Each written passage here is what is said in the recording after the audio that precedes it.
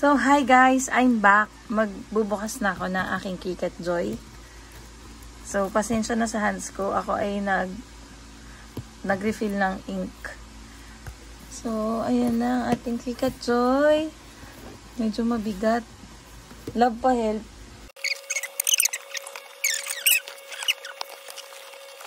So, ito na yung box ng Kikat Joy. Ayan, compact smart cutting machine.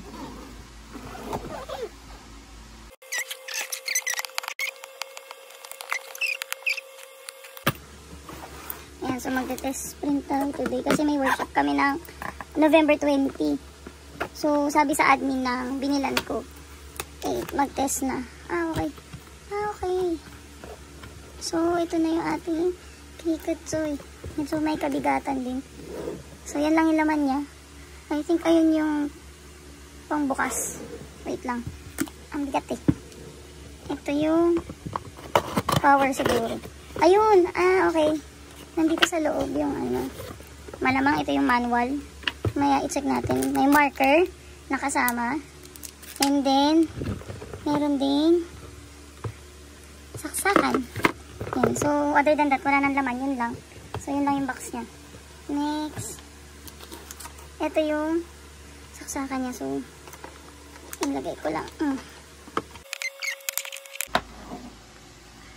Tapos, meron siyang ganito. So, mamaya tignan natin kung magagamit ba natin tong marker. Pero, ang nakita kong tinitest lang nila yung cutting eh. Open na natin. Alisin na rin natin ito. Okay, let's open yung laman nito. So, ito yung, tama nga. Ito yung user guide, yung pinaka-manual. Ayan. Siyempre, hindi na natin babasahin yan. Ito yung board.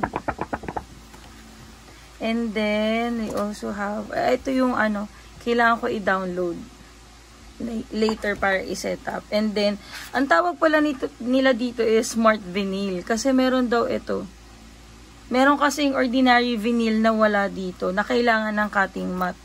Tapos meron ding Smart Vinyl. So, ayun. Na ginagamit. Pagka hindi ganito yung itsura nung vinyl at sagad, hindi siya Smart Vinyl. Kailangan ng cutting mat. So, eto, hindi ko sure kung ano ba to. Warranty information yan pala. So, babalik natin. Kasi ito lang naman yung kailangan ko. Itong Smart Vinyl. Ito parang hindi ko pa kailangan. And yung user guide, mamaya ko na siya babasahin. Ibabalik na natin. At bubuksan na natin yung ating machine. Bago tayo mag-set up sa phone. So, ang color natin ng Persian Tiffany. Hindi siya katulad ng ibang machine like printer and everything. Kasi wala siyang kahit anong button. At as in talagang bubuksan mo lang siya through app sa cellphone or anything na mayroong Bluetooth. Yun, doon lang siya mabubuksan. Hindi siya katulad nung mga ibang cutting machine na may mga buttons kang kailangan ipindutin. So, ang kailangan mo lang gawin dito is to plug. Yun lang.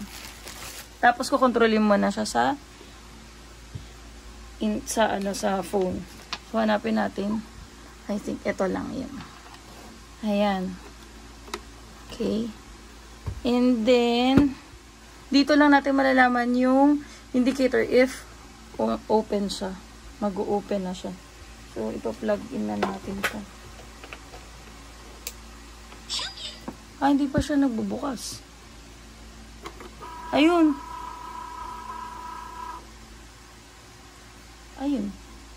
Umilaw lang. Pero di pa siya nagbukas. Bubuksan ko ba? Okay. Kailangan ko siyang buksan. Tatanggalin ko ito. And then, itong plastic. Wait. Meron siyang parang transparent dito na plastic. Yan. Very satisfying. Okay. And then, ngayon, magsa-set up na ako gamit ang aking phone. Da-download ko lang muna tong sabi dito sa Let's get started. So, babalikan ko kayo kapag nakapag-set up na ako. So, hi guys. Nag-download lang ako ng Cricut Design. Tapos, ito, isi-set up ko na siya. Continue. Tapos, Cricut Joy. Continue. Okay. Ayan.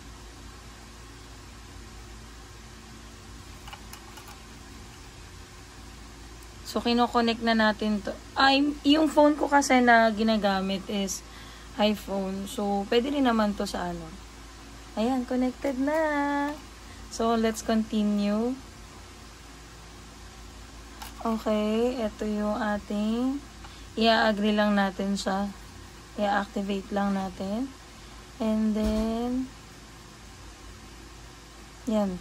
Ina-update lang. Make sure na connected kayo sa internet para ma-update mismo yung software ng Cricut Joy.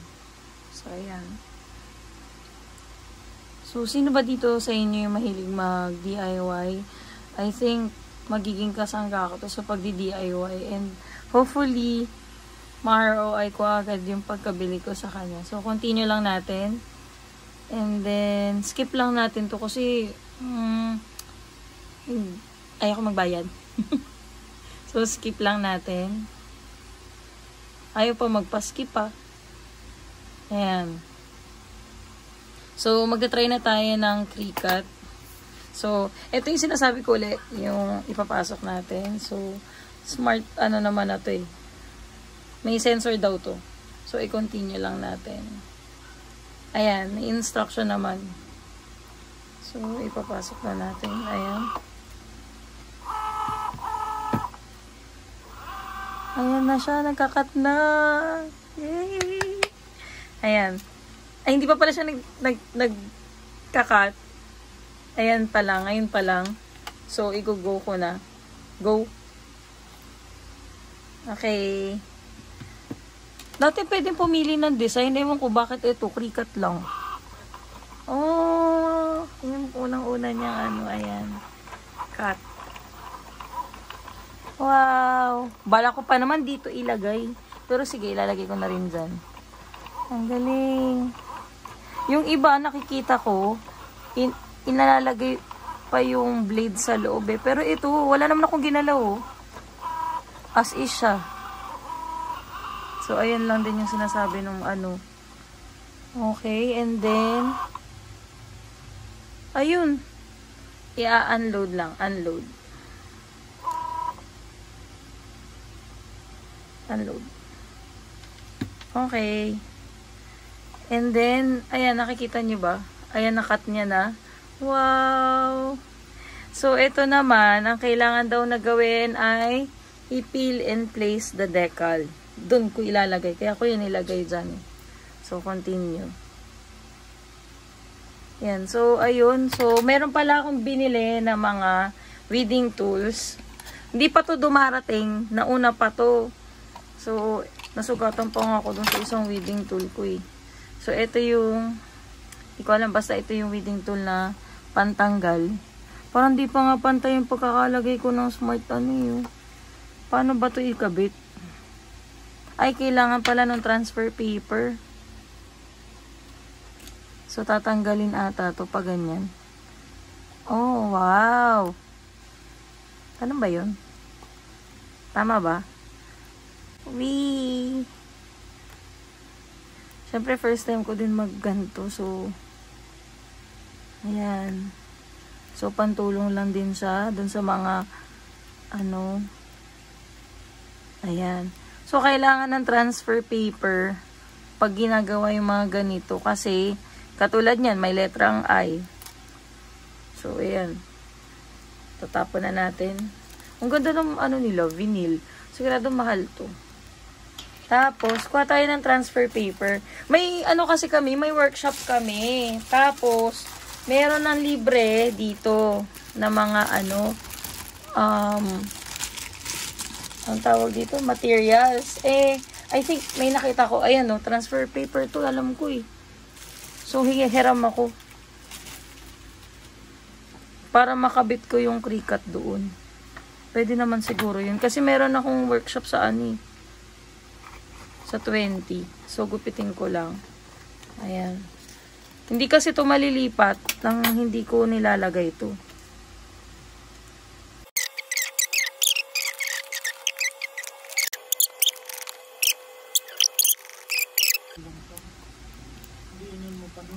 Diniinan ko na eh. Basta yun, nakakakat naman siya. So, makikinig na lang ako dun sa aming workshop kung paano pa to gamitin. So, that's all guys. I-update ko na lang kayo uli sa mga susunod kapag marunong na akong gumamit. Dahil first time ko nga binuksan ang aking Cricut Joy. So, that's it guys. Kala ko pa naman madidikit ko dito yung nakat niya. Pero, ayun nga. So, next time, sa mga susunod. Ayun. Okay. So, ayun na daw. Natanggal na ng aking husband. Ayan. Ayaw. Wala na naman eh. Paano ba? Ayaw eh. So, babalikan namin kayo pag nadikit na namin. So, guys, nagbabalik kami muli. Pinalitan ko ng transfer paper. Bumili kasi ako nito sa Shopee. Ito yung Stronghold. 'Di ba? Yes. Our first ever na kinat ng ating Cricut Joy. Yan. Tapos kailangan din ng yung pang-scrape. Lahat pala talaga nung nabili ko magagamit. Kasi hindi, ito, scraper. Ito, number 1 siguro to. Hopefully, next time, ganito, kaya ko na gumawa. Ito kasi bigay lang din to sa akin. So, yan. Tignan natin. First, kailangan may pwersa talaga. Yan, yan.